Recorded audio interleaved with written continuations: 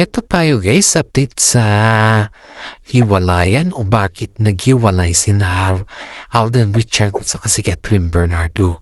Ito guys, ayon dito sa ating legit na sources guys ay walang katotohanan na naghiwalay sila Alden Richards at si Catherine Bernardo dahil hindi naging opisyal na makasinta ng dalawa.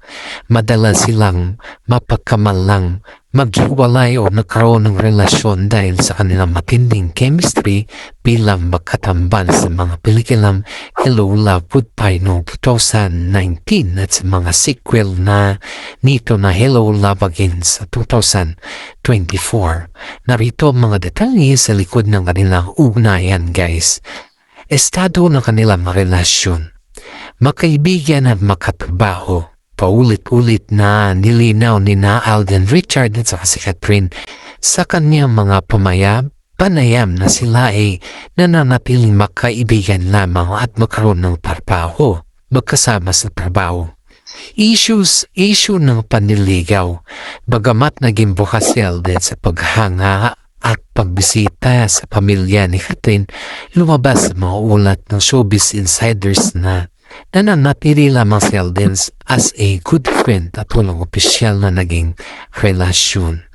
Kasakalukuyang status ng dalawa guys ay sa kanyang mga pahayag, binigyan din ni Catherine na siya ay single at nagkapokus sa kanyang mga sarili at karera.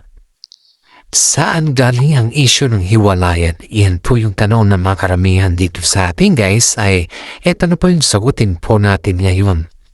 Kalituhan sa Katniel breakup ito nagsimula kasi guys, marami ang mga nalilito sa pagitan ng tambalan ng Catherine at Alden Richards at Katniel. Ang totoong naghiwalay pagkatapos ng 11 taon relasyon ay sina Catherine Bernardo at si Daniel noong Nobyembre 2023.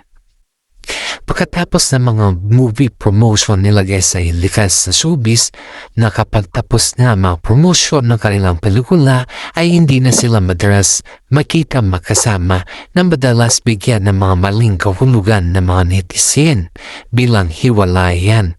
Iyan po yung talagang katotohanan dito guys, kaya yung mga fans ito guys ay dapat alamin din natin yung lahat.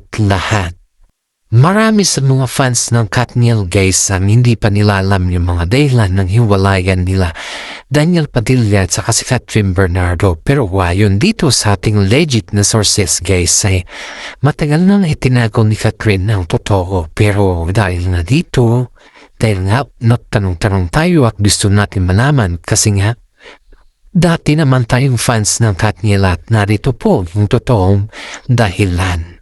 Sina Catherine Bernardo at si Daniel Padilla ay tinawag sa kanilang Katniel ay opisyal na naghiwalay noong November 30, 2023 pagkatapos ng 11 na taon na relasyon nila guys. Ito narito ang mga punahing detalye sa kanilang paghihiwalay at mga naging karanasan naman ni Catherine at si Alden Richards sa paggawa ng mga huling pelikula. Ito yun. Detalye ng paghihiwalay ni Catherine at si Daniel. Opisyal na pahayag guys at kinumpirma ni Catherine na hiwalay na sa pamagitan ng Instagram post na may caption na Chapter Close. Usan ay sinabi niyang totoo na ang mga balibalita at matagal na silang nagtataka na ayusin ang relasyon. Dahilan ng hiwalayan nito guys ay hindi nagbigay ng isang partikular na dahilan dahil ang dalawa upang manatili ang respeto. Ngunit inamin ni Catherine na sila ay nagbago at nagkaiba na ng landas habang lumalaki.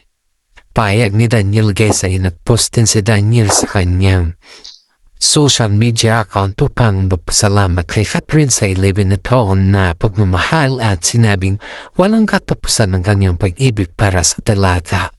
Iyan po yung kanila guys yung. Pero in fairness naman kay Daniel guys, alam niya naman na medyo nahihirapan si Catherine sa kanya pero she still do it or he's trying her best talaga guys. Ito guys yung karanasan sa paggawa ng Hello Love Again noong 2024 kaya din na to guys sa lokasyon ng shooting guys ay kinuna ng malaking bahagi ng pelikula sa Calgary, Canada kung saan na ipinakita ng mga panibagong yugto ng buhay ni na Joey at Ethan pagkatapos ng 5 taon. Mas malalim na connection pa sila inamin ni na Catherine sa kasi Alden na may naging madali at natural ang kanilang pag-arte kumpara sa unang pelikula dahil mas malalim ng kanilang tiwala at pagkakaibigan sa isa't isa.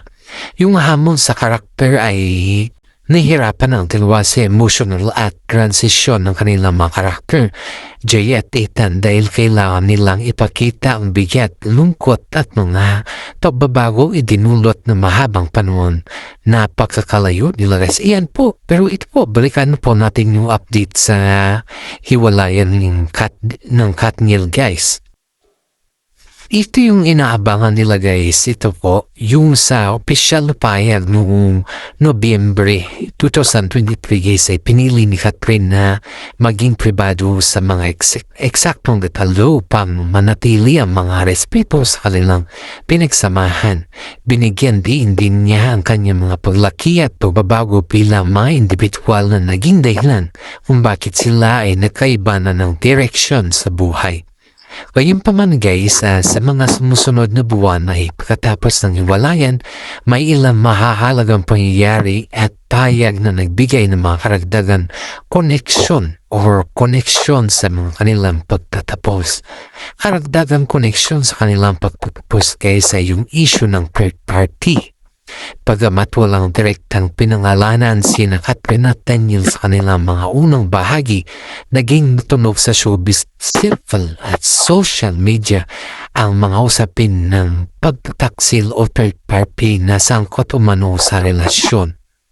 Pahayag sa mutual decision guys noong February 2024 guys ay isang eksklusibong panayam nilinaw ni Catherine na ang desisyon ng maghiwalay ay hindi biglaan kundi sa matagal at masusing proseso na pinag-isipan nilang dalawa bago puliyan isa publiko. Ito yung professional na ugnayan guys. Sa kabila ng hiwalayan na makasama pa rin ang dalawa sa ilang mga commitment tulong ng ABS-CBN sa Christmas special noong Disyembre noong 2023 at sa mga pagpirma muli ni Catherine sa kontrata sa Star Magic noong unang bahagi ng 2024 kung sana ay naging silbi ay sibling at magalang sila. Magalang sila sa isa't isa at hanggang dito na lang po yung ating updates guys ay maraming salamat po sa inyong lahat.